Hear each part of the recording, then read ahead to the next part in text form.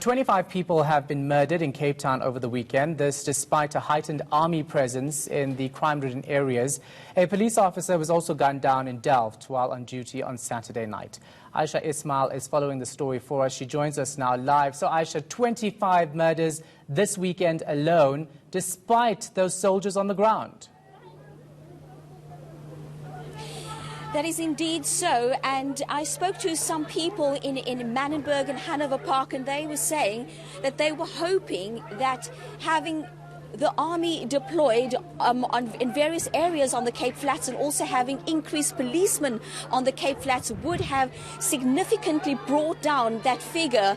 But if we look at what happened earlier this month, there were 47 murders, and then last week we had 43 murders over a weekend and 25, and as you said, as you correctly point out, 25 on a weekend when there was increased police and also soldiers being deployed on the Cape Flats. And this just goes to show that there is scant regard for law and order when it comes to gangsters and gangsterism. Yeah, absolutely. And of course, the police minister is now visiting a family of the officer who was killed. That is correct. We're here in Browns Farm, and as you can see, it is cold, it is windy, it's raining, and Minister Becky Cele is speaking to the family. Now, we know that the officer only joined the South African Police Force 3 years ago. He was a young constable, and he was with 2 other constables on the weekend patrolling the streets, trying to keep people safe when they were shot at. 2 of his colleagues were injured, and of course, he was shot dead. Minister Becky Cele is meeting with the family, and once he's spoken to the family, he will come out and address the media. Yeah, Aisha, so let's talk about this soldiers on the ground issue. I was there, of course, on Friday speaking to residents as well. Some of them are saying that police are actually in the wrong areas. Well, it's difficult to say because there are a number of areas where gangsterism is rife, where there's gang violence. And of course, the soldiers and police can't be everywhere. And what appears to be happening is that the violence is continuing in areas where there is no police presence and where there's no soldiers being deployed. And people, the community, saying that they want the soldiers to come into all the areas on the Cape Flats, the areas that have been identified as hotspots, as problem areas. But I guess these are things that Minister Becky Cele will be talking about, and they'll probably have to reassess after this weekend.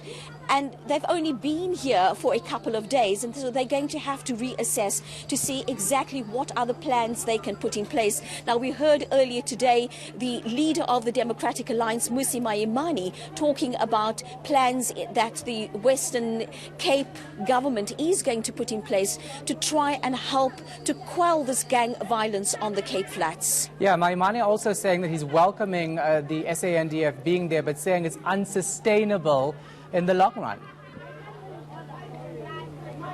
Well, it is sustainable. It was never the intention of the army to completely sort out the problem on the Cape Flats.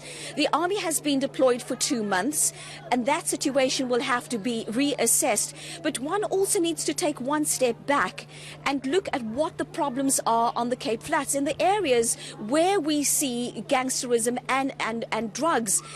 These are poor areas. These are areas where people don't have jobs. People are, the unemployment is rife. And so these are socio-economic problems. And the army is not going to solve socio-economic problems. So we need people, we need social services, we need jobs to be created so these people on the Cape Flats can get more work, and we also need more extracurricular activities, after school activities, more sporting activities, so that children can be engaged in meaningful activities and in sport and not become involved in gang violence after school. Now, Aisha, every time we see the police minister visit areas in Cape Town, there's lots of hype, but also people not afraid to tell them how they feel about how police are handling the situation. What's the reception like today? And perhaps you can give us a pan or something just to show us how people are reacting.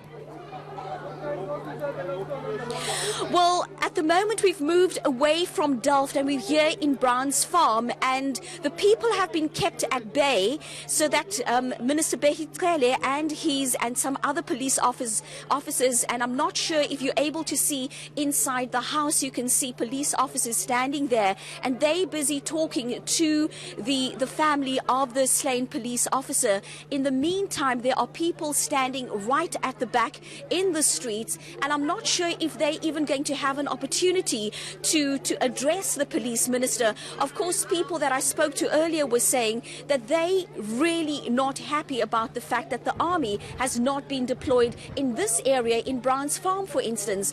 Earlier, when we were in Delft at the police station there, people were also saying, we've not seen the army here. And that is exactly where those police officers who were patrolling in the early hours of yesterday morning, that's where they were shot at. Oh. So it is a bit of a catch-22 situation. On the one hand, the army has been brought in, there's been increased police presence, but on the other hand, the problem really is a socio-economic problem. All right, we're going to leave it right there. Our reporter Aisha Ismail is in Cape.